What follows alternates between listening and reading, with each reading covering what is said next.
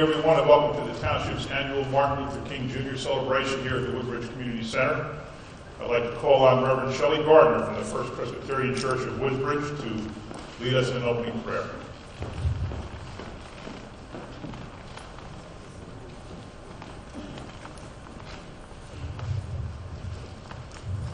Let us pray. Gracious God, you create and love us. You make us to live together in this community of Woodbridge Township. Unite us this evening for a common purpose. Creative, benevolent God of all races and nations, we praise you for all your faithful servants who have done justice, loved mercy, and walked humbly with you. Especially this evening, we gather to remember the life, legacy, and dream of Reverend Dr. Martin Luther King Jr., for his courage and conviction, for his passion for peace, and for his tireless quest for a nation that remains faithful to its promises. And we celebrate all your children who have been filled with your vision for our lives, a vision of justice, peace, equality, harmony between a multitude of peoples of differing ethnicities, races, language, genders, and religions.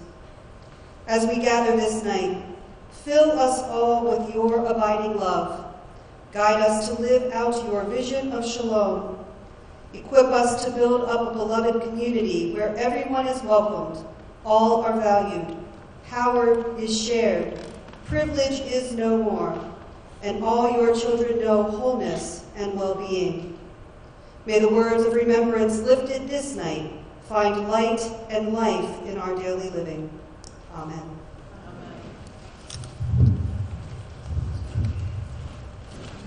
Thank you, Shelley. Now I'd like to call on the National Award-winning choir from Woodbridge High School to please sing the opening hymn.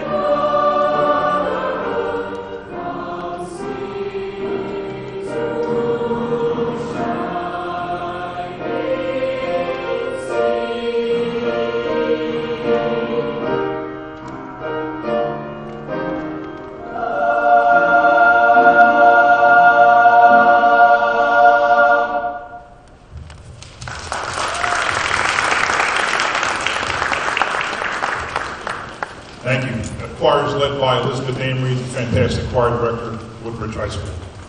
I'd like to introduce the people on the dais behind me. To my right is our Congressman Frank Pallone. Next to him is Councilman at Large Kyle Anderson, 4th Ward Councilman Jim Major, 5th Ward Councilwoman Debbie Meehan, 1st Ward Councilwoman Nancy Drum, 19th District Assemblyman Craig Coughlin, 3rd Ward Councilman Corey Spiller, Councilman at Large Greg Ficarra, Councilwoman at Large Lisbeth De Jesus. In the audience we have Board of Ed member Brian Molnar, Board of Ed member Dan Harris, Board of Ed member Marie Anderson.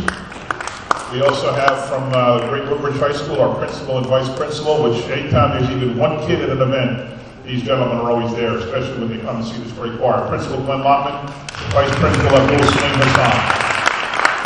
Thank you all for being out here today. I'd now like to call up Faith Longstreet from the Woodbridge Township People of Faith for a scripture reading.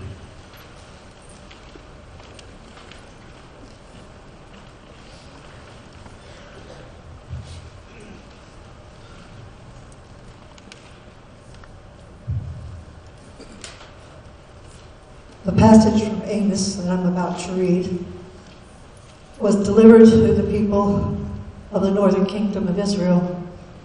He was a prophet from the southern kingdom of Judah. And it was a warning as to what happens to people who allow themselves to be both morally and spiritually bereft in spite of physical abundance.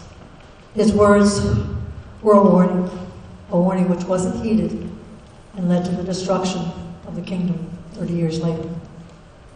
Reverend Dr. King used these words more than 50 years ago, and we use them again tonight. Let them be a reminder to us that if we allow ourselves to become morally and spiritually bereft, we will no longer endure as the people we are and need to be.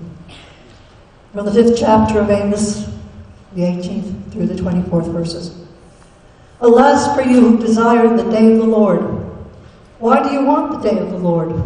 It is darkness, not light, as if someone fled from a lion and was met by a bear, or went into the house and rested a hand against the wall and was bitten by a snake. Is not the day of the Lord darkness, not light, and gloom with no brightness in it? I despise your festivals, and I take no delight in your solemn assemblies. Even though you offer me your burnt offerings and grain offerings, I will not accept them. And the offerings of well-being of your veiled animals I will not look upon. Take away from me the noise of your songs. I will not listen to the melody of your harps. But let justice roll down like waters, and righteousness like an ever-flowing stream.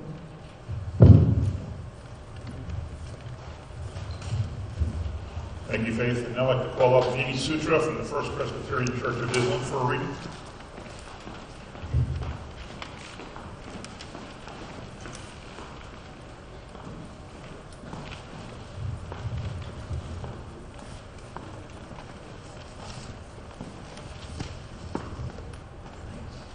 This piece of reading is from the Metta Sutta, which is from one of the Buddhist studies/traditions. This is what should be done by the one who is skilled in wholesomeness to gain the state of peace. One must be skilled and upright, not proud, easy to speak to, mild and content, easily satisfied and not caught up in too much frenzy and bustle, frugal in one's ways, with senses calmed, intelligent, still, watchful, unswayed by the enthusiasms of the crowd, abstaining from the ways that the wise blame.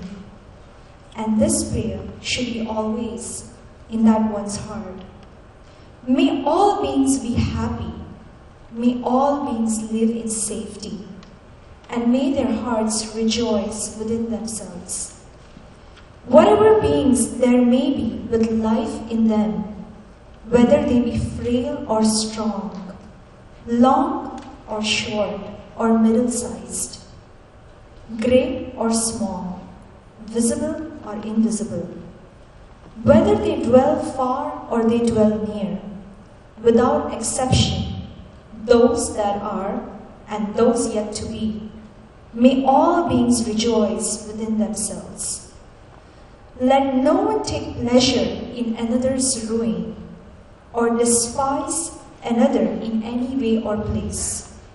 Let none wish each other any ill, from provocation or from animosity.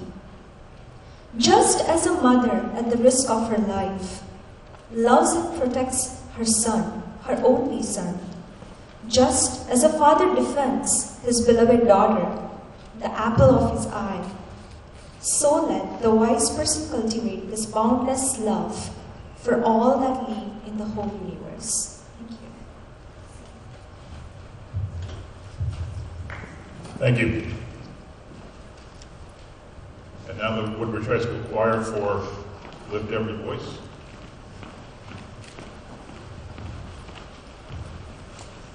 We've always done Lift Every Voice as a congregational hymn, so if you're familiar with it and you know the words, please join us.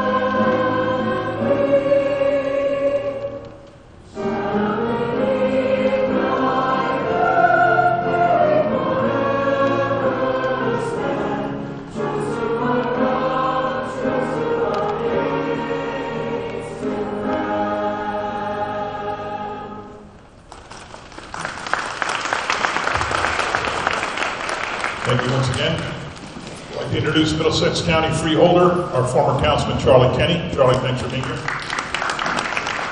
Now to introduce our keynote speaker, I'd like to call up Reverend Jim Thomas from First Presbyterian Church of Islam. And I'd also like to thank Reverend Thomas for his help putting this whole program together, We all get to stand up here, get our names in the program, but it's really Reverend Thomas who did all the work to assemble all the speakers and make sure everything was organized tonight. So for that, thank you, Reverend Thomas.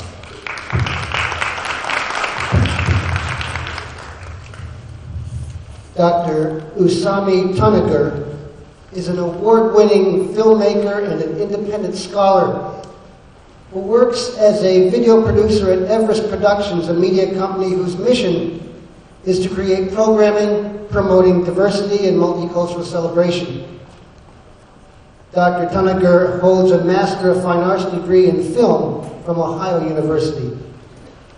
His film Muslim 101 was awarded John Michaels Memorial Film Award at the Big Muddy Film Festival. He directed a film adaptation of Richard Wright's short story, Big Black Good Man. Richard Wright's a well-known African-American author from the 20th century, and received the National Association for Multi-Ethnicity in Communications Award for the TV show World in America. He also co-authored a chapter entitled Imagined Realities, Appalachia, Arabia, and Orientalism for the book Beyond the Plantation, Southern Identities in Contemporary Film, published by McFarland Press. And Dr. Tunagar has graciously consented to speak to us for a few minutes on the subject of Dr. King, Beyond the Dream. So welcome, Usami Tunagar.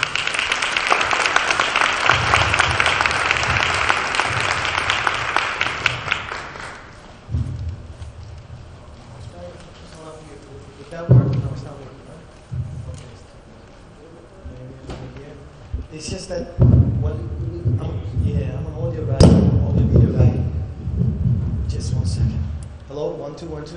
Can everybody hear me well? Good. I kind of realized everybody was staying really close to the mic, and it can kind of get daunting after some time. I'm just going to set my timer really quickly, so that I don't end up talking for a half hour without realizing it, because I keep this thing really interesting and exciting. But everybody's got to go back home at some time. So let me put this right over here so that we don't go over 10 minutes max. Okay. Let me take my notes. So, first and foremost, I'd like to thank the organizer, particularly Reverend Jim, for inviting me. Everybody can hear me, right? All right. I don't want to be too loud. You're good. Thank you very much. Okay. This is going to be the story of the day. All right.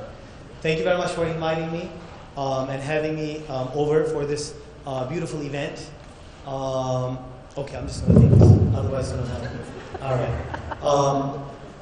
First and foremost, thank you for your hospitality and your neighborliness. I'm coming from next town, from Piscataway, so it's great to be in Woodbridge. Before sharing you my presentation, which is about Dr. King, Beyond the Dream, I'd like to remind you all, just to think for a second. You can even close your eyes and let's recognize the fact that we're not alone today. There are millions of other people all across the country doing something very similar. We're all here together, celebrating, remembering, and hopefully moving forward as we remember the legacy of Dr. King. So we're not Woodbridge alone. We're not only this gathering here, from Woodbridge all the way to Bay Area, from Florida all the way to Seattle, as beautiful places mentioned in America the Beautiful. We're all gathered here together, doing something very similar. So, as I was sitting, I kind of had a feeling that a lot of us might feel we're isolated from the rest of our society, we're isolated from the rest of the globe. So let's just keep that in mind as we discuss Dr. King. One challenge that I personally feel, not in my life, but also in a lot of people that I come across, is that when we celebrate people, when we celebrate people's legacies, when we celebrate people, what they stood for, a lot of the times we force what they stood for into our own presumptions, into our own understandings about our lives. More often than not, we tend to sugarcoat them, or we tend to only celebrate and then go on with our lives. And unfortunately, more often than not, this applies to Dr. King, maybe more than many other people, right? When we think of Dr. King, what is one thing that comes to mind? Right? What is it? Anybody? The dream, right? What did you say? Peace, definitely, yes. But when you ask people, the very first thing that comes to mind most of the time is the dream. You know, that he stood on the grounds of Lincoln Memorial and the I Have a Dream speech. And when you engage anyone, what else he stood for, most of the time we do not know much. I mean, there was a very famous movie from the director Eva DuVernay last year, Selma, Alabama, which was really instrumental in bringing him back to the popular culture and discussion. But a lot of the times we're thinking of mass boycotts, but we're not really thinking of what Dr. King stood for and what he said means for us today. We're not talking about historical character, we're talking about an ideology, right? So I'd like to spend the next 5 minutes reminding all of us of a number of essential aspects that he criticized and essential and urgent needs that he called for.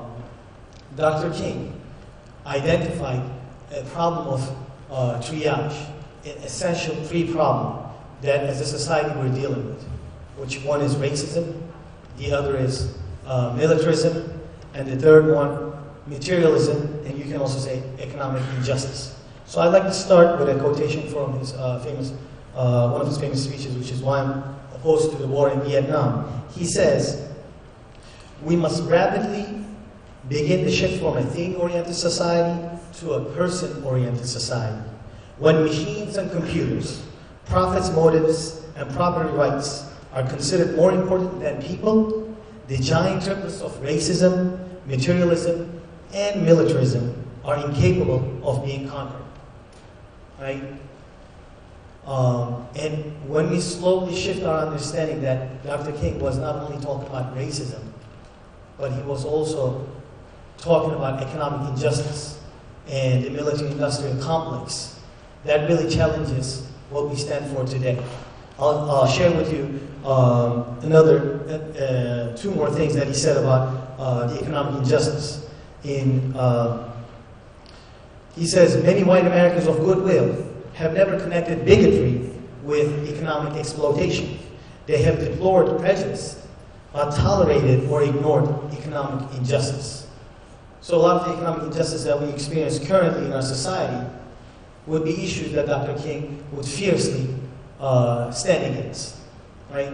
And it is important to remember when Dr. King was assassinated, he was not a very popular figure anymore, meaning he was considered to be a troublemaker, and a lot of people did not want to be associated with him, right? He is very much celebrated right now, as Dr. Cornel West would say, he is very much Santa Clausified, sanitized, sugar-coated, but a lot of people did not want to associate with the man, especially 65, 66, and 67. Why? Because here's a person who's fiercely opposed to the war that we're involved with, right? Vietnam, and we have wars that we're involved with today. Just, replace Vietnam with some of the other wars that we're involved with today. He's openly opposed to the war. He's criticizing economic injustice. He's also criticizing the exorbitant spending on military. So a lot of people would not want to be associated with such a figure. Here is another thing that he says. Where do we go from here? Chaos community. He says, "Capitalism fails to recognize that life is social. Communism fails to recognize that life is personal. The good and just society is a socially conscious democracy which reconciles the truths of individualism and collectivism." So we're going way beyond let's hold hands and all remember the dream. There's something serious going on here, right? Here's a person who is very much engaging these ideologies head on. And let's also remember that when he was assassinated, he was 3 weeks away from attending and organizing Poor People's Campaign.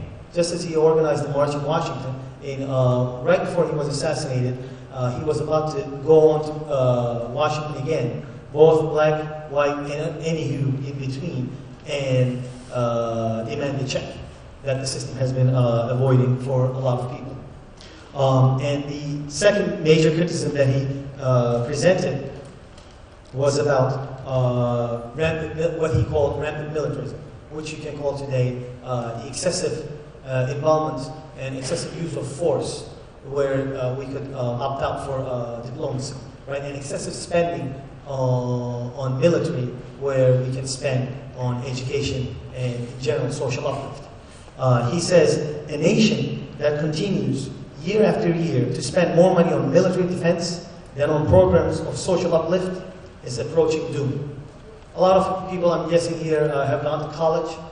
Whenever there is, when you're involved with your local communities, whenever there's a budget cut, the very first cut that comes is generally to arts and sciences and education, right? And if you just Google annual military spending and compare it to any other spending on any other aspect of life, it is just crazy. He also says, we have been repeatedly faced with the cruel irony of watching black and white boys on TV screens as they kill and die together for a nation that has been unable to seat them together in the same schools. Well, we might be now currently sitting in the same schools, but there is serious disparity when it comes to our school districts.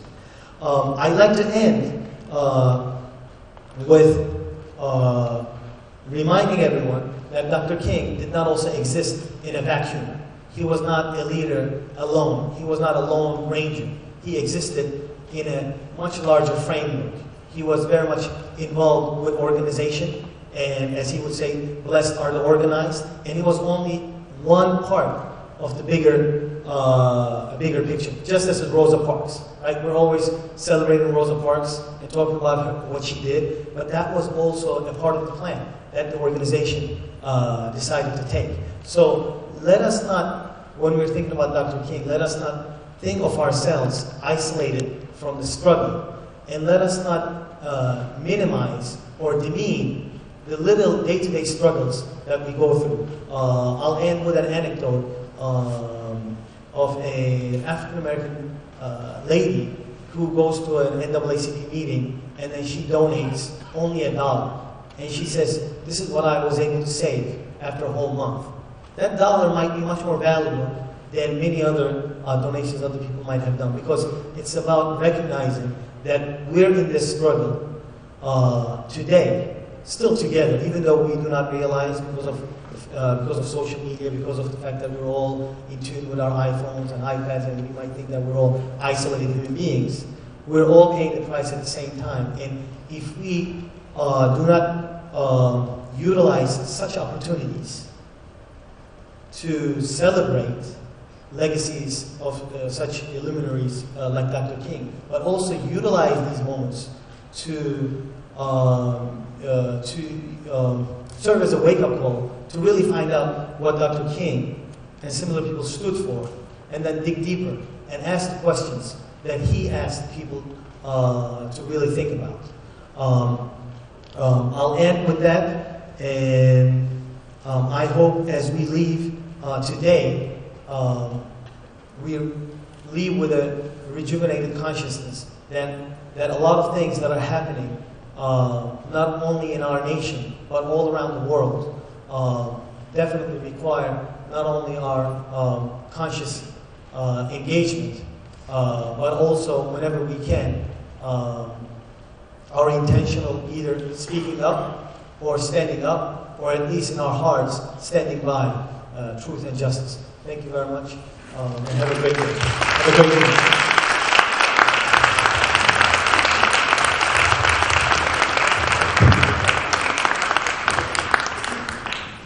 Now I'd like to go back to the Woodbridge High School Choir for Hold On. I also want to thank James Arana for being the accompanist on the piano here. Thank you, James.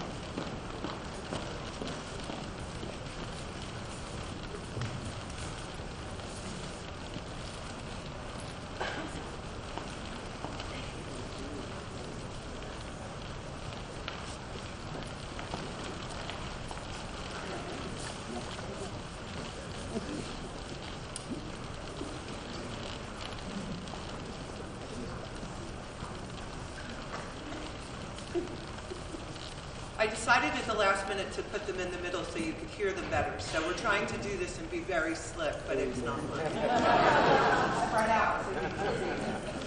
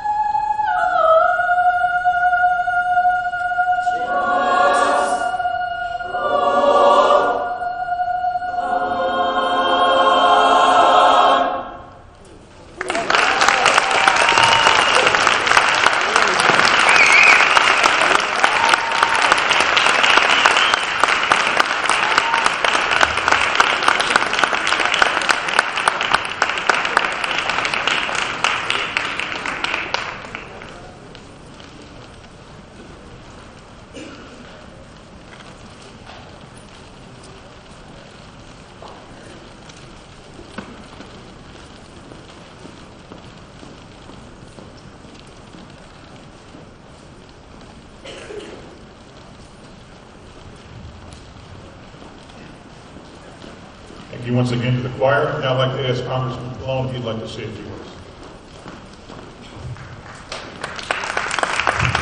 Thank you, Mayor. One of the advantages of being a congressman is you get to move around a lot and go to different communities and hear a lot of different speeches. And tonight actually is my last Martin Luther King celebration, but I think I've been to about 6 or 7 over the last few days. And it was interesting because I was listening to different speeches, and everyone had a different theme about Dr. Martin Luther King. I remember one speech was about voting rights and the need to vote. Another one was about gun violence and the need to deal with gun safety. Today alone, I heard this morning a preacher at the cathedral in Perth Amboy talked about prison ministry and how Dr. King would want us to break the cycle, if you will, of prison. And then this afternoon in Asbury Park, one of the reverends talked about Dr. King as an agent of change. And I was impressed with the speaker tonight. He had a whole list of things. You talked about militarism, you talked about economic exploitation. But the one thing you said at the end, which I think kind of ties it all in, is moving forward. You said we have to keep moving forward.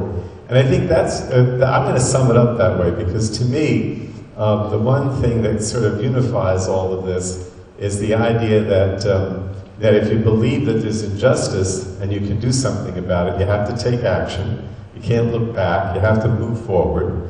And you have to believe that you can make a difference by getting involved. And that's perhaps the thing that unifies the whole weekend for me, the idea of Dr. King as someone who never looked back, always looked forward, always felt that he could make a difference, and that if you got involved, whether it was politically or however it was, that you could make a difference and ultimately achieve that dream, as long as you keep moving forward. So I'll leave you with that. Keep moving forward. Thank you. Thank you, Congressman.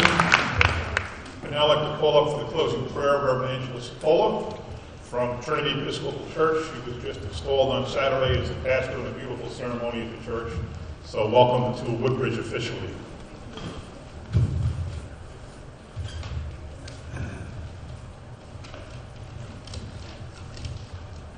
Let us pray. Holy God, may we hear your voice in the stillness of the night, in the clatter of the day. You call us and we respond. Here I am. May we follow you and may we love as you love. Holy One, through trials and turbulence, make us steady, your hands holding strong the fragile and the weak. May we love as you love. Gracious God, may the fruits of our lives be food for the hungry, bread, clothing, shelter, fire, water, and the word. May we love as you love. God of justice, remove the barriers of our lives that keep us from one another. Barriers we construct based on skin color, religion, or gender. May we hear and follow graciously. May we love as you love. Loving God, take this day our fears, our worries, our distractions, and turn them all into grace and mercy. And following the example of Martin Luther King Jr. and all your saints, may we love as you love. Amen.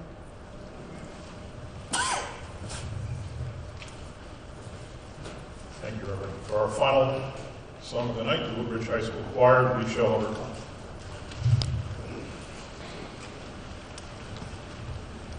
And we would ask that everybody join.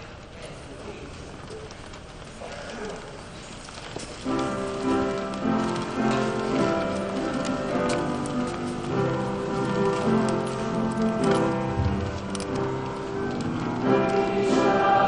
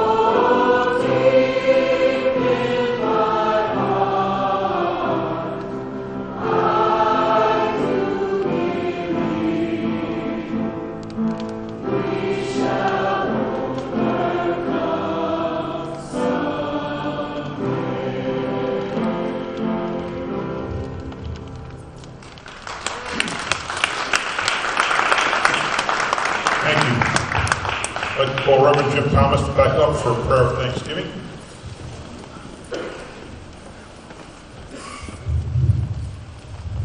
Not a prayer exactly, although that's always appropriate. I wanted to give thanks tonight for the musical leadership of the Woodbridge High School Choir.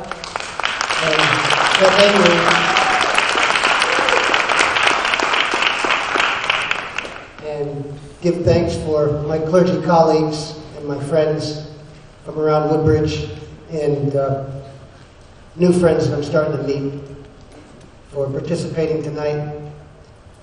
Thanks for your community police unit, Detectives Schlossberg and Zeno, who are also part of the Woodbridge Clergy Council, and we value their presence on the Clergy Council and here tonight. Thank you, Mr. Mayor. And thank you, Mr. Congressman, councilmen, councilwomen, and Assemblyman Kaufman. And thanks to all the members of the Board of Ed and others that have come here, all you parents of choir members that have come here to salute the Reverend Dr. Martin Luther King. And once again, thanks to Dr. Usami Tuniger and his cousin Miriam, who came all the way from Birmingham, Alabama to be with us tonight. And thank God for the life and legacy and the dream of Dr. Martin Luther King. May it continue.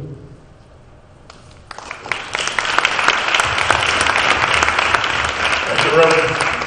No Martin Luther King celebration service would be complete without the eloquent voice of Reverend Neva Lawson of the First Baptist Church.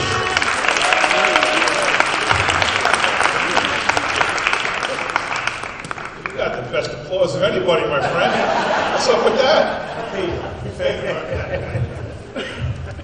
To the mayor and to our congressman and everyone who is here, truly, as the keynote speaker and as the congressman reminded me of some words that I think I have written them down. And it helps us in moving on to identify the forces that Dr. King faced and that we face on a day-to-day basis. And these words are written from Richard Hofstadter, the great historian. And he says that you will see this spirit that separates us arise up in several ways. Number one, when you hear politicians scapegoating minorities.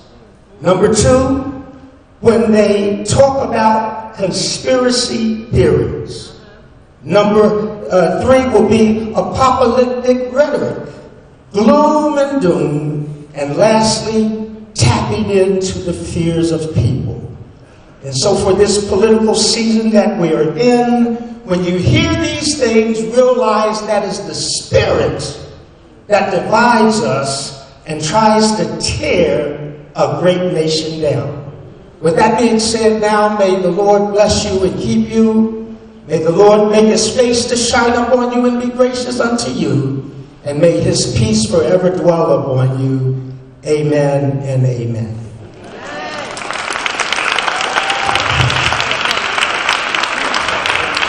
Thank you all for coming out. One more time, let's hear for the fantastic Woodbridge High School Choir.